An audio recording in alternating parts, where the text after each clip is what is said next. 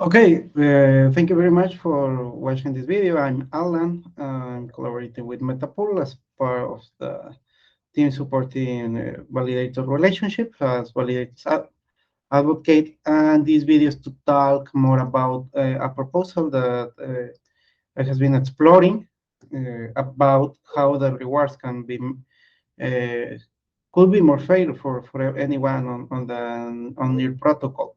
And this is based on some problems that we will talk and hope that I can have your feedback and your ideas and think how well is to implement one of these models. So here it goes. Uh, this presentation is called Non-Validated Rewards on the Protocol and how to make it fair for anybody by myself. Um, the problem that I'm looking for is some producers are losing money for running validators at this point. I mean, today is Thursday, 19th January 2023, and the validators, and based on the last price, we have validators losing money. So this is bad because the centralization, having small validators not having enough money could make to be decentralization a problem. Also, we have the liquid stakers have low liquidity to support delegation. We mean none of the liquid stakers, including Metapool, have enough to support all these small validators and to make everything works fine. Um, based on what it was indicated, at least for Metapool's chunk producers that receive delegation from Metapool, is to limit their fee to 10%. So this is a problem to be break even on the prices to be break even in the cost that these validators have for running a node. And also another main problem is that we have 9 validators that have 35% of total staking, and 3 of them have a fee of 100%. So it's hard to move any staking from those validators. These validators also include some of those that have just some big whales that are delegating to these validators, can be VCs or angel investors that have a lot of tokens, and they are putting those tokens to produce more tokens in a validator. Talking about the rewards models, we have the current. Sorry for that. We have the current rewards model where when you got more stake, you got more rewards. That's a traditional that we have in many proof of stake protocols. And this is the validator with biggest stake have more, is assigned to produce more blocks and chunks and gets more rewards according to its production. Based on this, we have this graph that represents how the current reward model is assigning the rewards. So you have more stake, you have more rewards. And while you find this line, this red line that is the Nakamoto coefficient that represents who are the validators that have 33% of the total stake. So this from to the left of this line, we have only 9 validators. To the right of this line, we have close to right now 160 validators. So that's what we talk when this model calls to centralization. Pros, bigger supporters, major production of blocks, more benefits, so more work, more pay. Some cons that we found is incentivized to be centralized, and as we know, being centralized is not ideal for any blockchain because it can put on risk how the blockchain is been interacting. And also another con is that the small players couldn't have enough resources to maintain a node, and that is happening right now. We have also the universal basic income rewards model, where less stake, it's approximately equal to the universal basic income. So this calls that a percent of the rewards is assigned to all those validators by equal. So if we produce, if we take this back of 10%, 20% of any percent, we are going to split it between all the validators in the same amount. Uh, it's mentioned here that it's 20%. It can be adjusted to any percentage that is calculated. Even I made some calculus that call that it should be less than 20%, should be more or less than 20%. The rest of distribution is made as the current rewards model. So the universal basic income, we have that it's something similar to this, where the rewards by stake remains the same in a linear way, and we have the universal basic income, and this will look something like this. Pros, surely that will be that we can have enough rewards to ensure the payment of hardware costs and operation, in special for small validators, because this bag of universal basic income will go directly for that. But also, some of the cons is that could motivate to the creation of multiple small nodes to request UBI. Still motivates to have extra stake is another cost. And this is very clear because if we have in the left side of the Nakamoto coefficient 9 validators with higher stake, and after we put universal basic income, that is this line of support, this means that you can take some of the stake that is over here, and you can start move it in small validators over there. So you move the biggest stake from the left to the right. This could be bad. I'm not really sure. Well, I want to be clear in that. Having many small validators that are copies of the big validators, I think that in some part this can protect the network in some side, and also it's not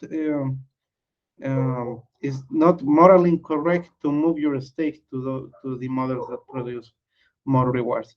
What happened here is maybe, yes, the biggest validators will have more rewards, but still the small validators will have enough resources to keep paying their operations. So you will have a mix of small validators having universal basic income, and many big validators splitting their stake in other small validators. And I have some calculus about that. Tax reward models. The centralized validators pay a tax for the rewards, more stake, more tax. The tax rewards is distributed for the rest of non-centralized validators, less stake, more etc. rewards. So here we have an alternative where instead of taking the rewards from all the rewards that are generated, we take a part of the rewards that is being produced by centralized validators. Between in biggest the validator, more the tax you will pay, and you will distribute that tax between the small validators. So here we have again the problem where these big validators can start splitting or distributing their staking in another couple of small validators. So instead, they maybe will pay a tax here, and after they will get that tax on a small validator. So that's another topic. But in both of these cases, with universal basic income and tax, the small validators have, the small independent validators have enough rewards to pay their operations. So this will look something similar to this. Broad network security, motivating to have a major amount of validators by supporting those that have a small stake. Cons, the same, could motivate the creation of multiple small nodes to avoid that. The last one is a mix between the universal basic income tax rewards model. It's universal basic income. Okay. Yes, I'm still on the call. Sorry for that. So this is a mix between the universal basic income and tax rewards. Is a mix of both. So less stake is equal to universal basic income plus distributed taxes. Um, so you have the tax rewards, you have the distribution of the universal basic income in the bottom, and you have the distribution of distributed taxes. And this looks a bit like this. And pros, it could be think is some more fair distribution to the whole set of validators. Could be it still needs to be defined, and need still to we still need to explore which are the ways that people can start making stress on these models. Small validators again will have enough income to run as operator, and that is what we are looking for. We know that big players and whales always will be winning more, but how we what we are looking on this alternative rewards model is how we protect the the small operators to keep working even if they don't have enough resources. Um, Cons, the same core motivator, the creation of multiple small nodes to avoid tax and also to win the universal basic income. Brainstorming midst of past ideas. Well, and build simulations. I work in building some simulation and started with universal basic income. I think this could give us a general idea of what we have. I have here the model, and I want to show to you. Here we have. I taken a snapshot of the epoch of this epoch, and I recovered all the validators that were active, including their stake and their fee, as they were there.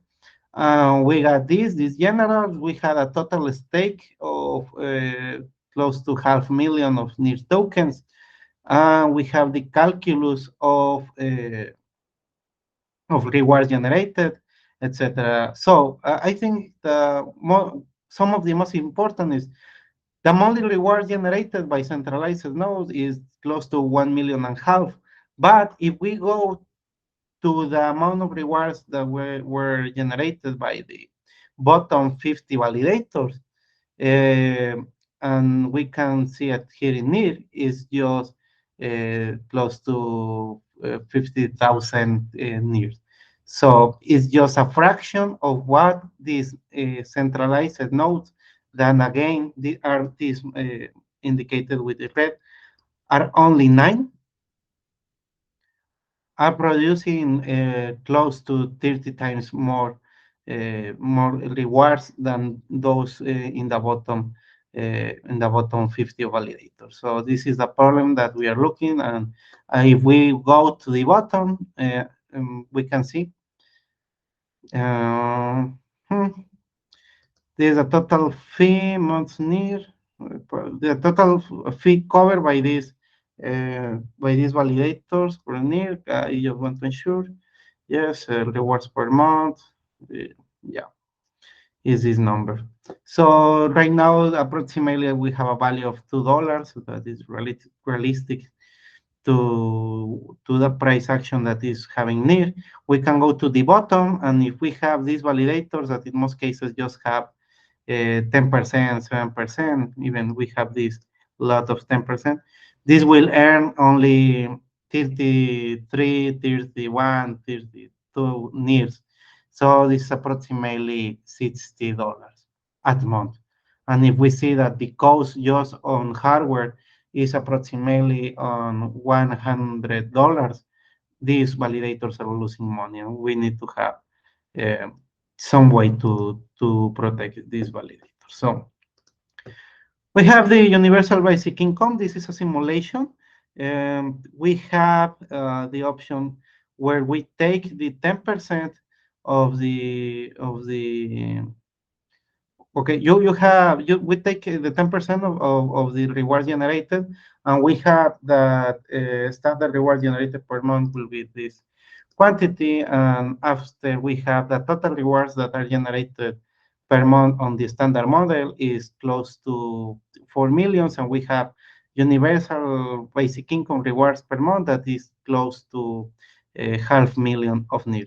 So we take this and we distributed it exactly in all the nodes. So is this amount between the 158 validators, if you can take note, is exactly the same for all of those. So I think if we go in resume, the monthly fee by centralized node is still close to 1 million USD. If we see in the traditional model, the fees is also close by 1 million. The difference is close to 70,000 USD.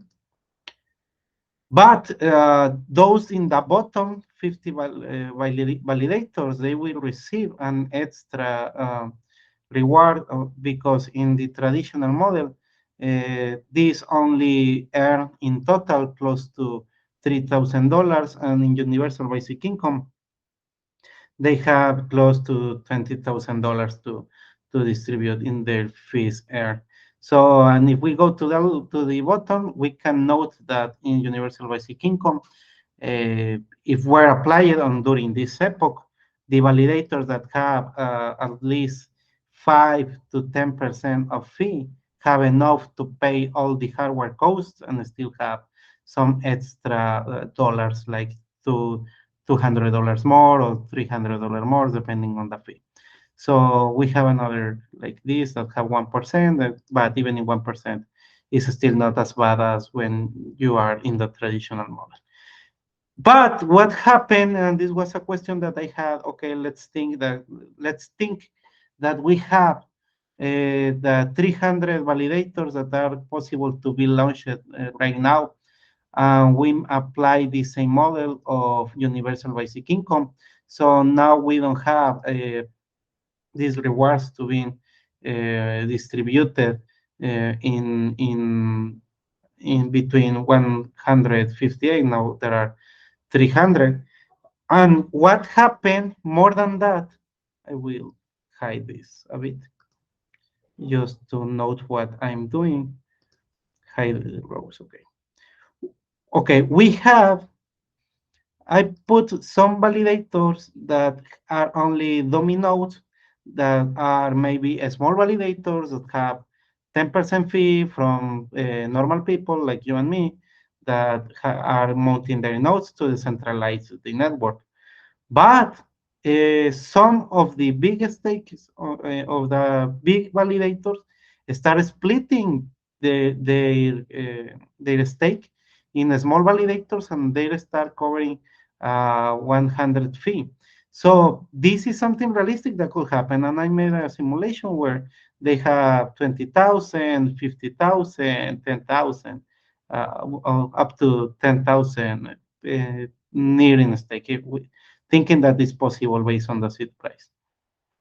What happened here is, yes, the big validators take advantage of this. That's totally true.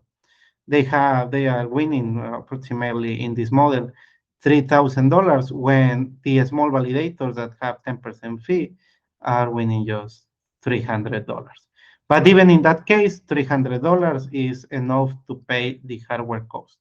Well, you will need to define, or you can give your comments if it is moral that these small validators have access to the universal basic income, being in the knowledge that this came from a big validator. But well, still the small validators are protected, and these are able to keep running at least for keeping their hardware cost. This was done just taking a universal basic income of the 10% of rewards. Well, I made another model where we took only the 4% of the rewards for making the universal basic income. Some of the calculus we made give us something very interesting, still in the same. Even with 4%, these validators have enough to pay the cost. Just the hardware cost. There is no profit. Maybe there is no possibility to pay anything for the guy that is running this machine, but it is having enough. And again, the big validators are taking advantage of this. Um, Maybe there could be some adjustments that can be done to this calculus that I have. Maybe something that we can notice the fee that are covered by centralized nodes.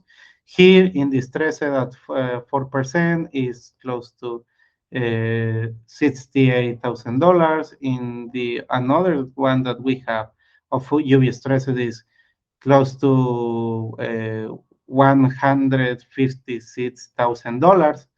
And in the universal basic income, if it was applied on right now, we have $20,000 to be distributed. So you can note that if we have more validators, maybe the bag that will be distributed could be bigger. And well, this is as far as good as I have. I want I if I could take a decision, it will be let's make universal basic income at 10%, and well, let's think that big validators could be part of the. There could be a limit to these big validators to be mounted in small nodes. And that's it by the moment. Thank you very much for hearing, and see you soon.